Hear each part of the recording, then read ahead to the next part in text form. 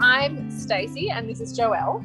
I'm a beef producer from New South Wales and Joelle is an entrepreneur from Canberra. We own Brodburger. It's a burger restaurants across Canberra. So we came together to form what is now Claystone Meats. So Claystone Beef is the farming side of the business and Claystone Meats is the retail business as a whole. Our husbands met when we get spent grain from a local brewery, and they met one day doing that. And then from there, they realised that together we could create a really great product for Brodburger by providing a really great sustainable avenue for meat. Because Joelle talked to you about the difficulties in getting meat previously. Yeah, there's as a business, so I think it's important to be able to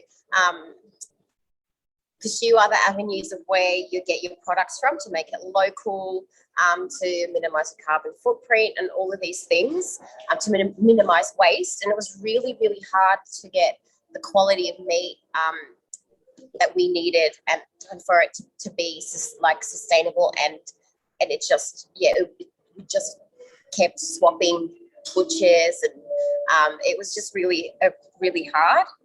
But it was great because we decided we wanted to go to the source, and that's when we met. So it kind of all grew. Everything kind of grew organically. We didn't go out to see it. Like They didn't try and find us. It honestly was like a sliding doors moment. We met each other at the right time that worked for everyone. I guess the way it works is that from a broad Claystone Beef point of view, our farm provides meat to Brodburger. So that was just a very simplistic one-one relationship, whereas we were the provider of a service that was beef, and they were the purchaser. And then from there, then Claystone Meats was formed, and Claystone Meats now provides beef from the farm to Brodburger as a whole. And then also we go to supermarkets, our online space, obviously with COVID. There's a couple of restaurants as well that have come on board. Yeah.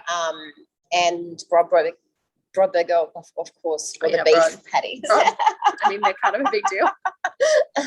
And it's been great for us too because we can control the products because we're mincing the meat ourselves, and the customers have been able to tell the difference. It actually tastes better because of the way these wonderful people farm, and the amount of care that we take to process the meat as well. We have a complete chill chain, so when the bodies come, they're going into the cool room, and that's where they get cut up and packaged and minced and everything. So in a regular butchery environment, it would come out to get cut up and then go back into the cool room. It would come out to get minced or packaged and go back, whereas our chill chain's complete. So it increases the quality and the lifespan of the meat. And in addition to all those things, we're hormone-free. What else are we?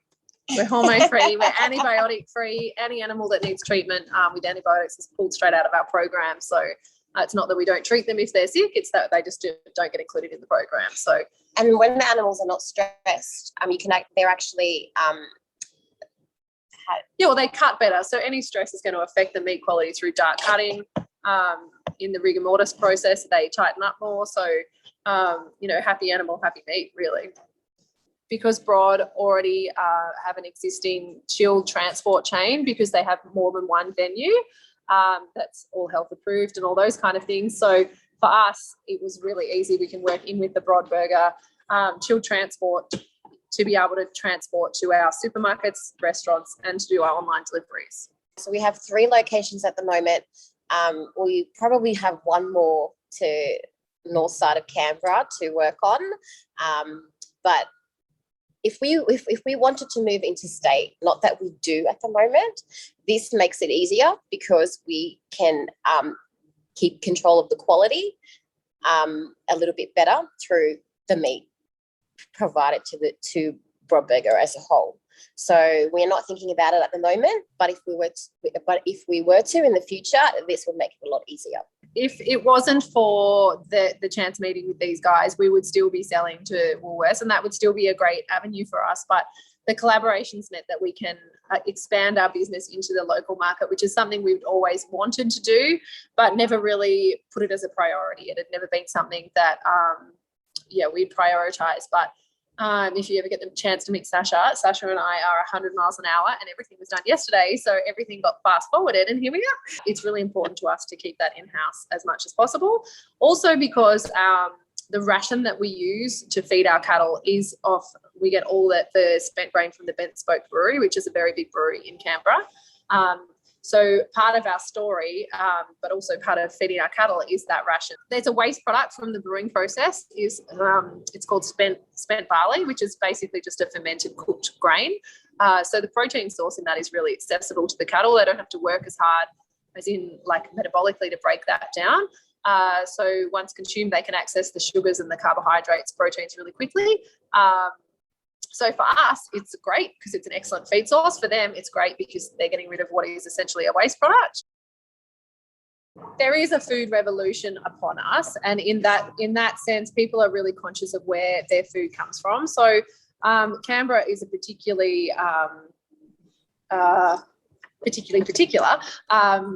demographic in that they have a bit of a expendable income. There's people are very educated about where their food comes from. So for us, what we've always done is to try and farm as sustainably and ethically as possible. Now, there's a lot of pushback on people saying, how can you farm beef ethically if ultimately that animal is slaughtered?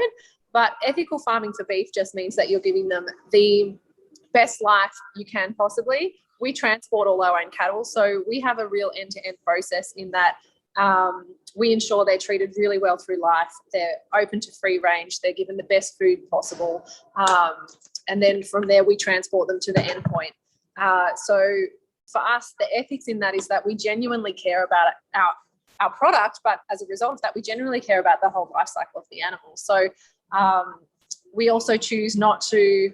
We're a really little operation, and we choose that because if we wanted to farm intensively and pump out twice as much as we do, we definitely could do that. But we don't want to farm our animals intensively.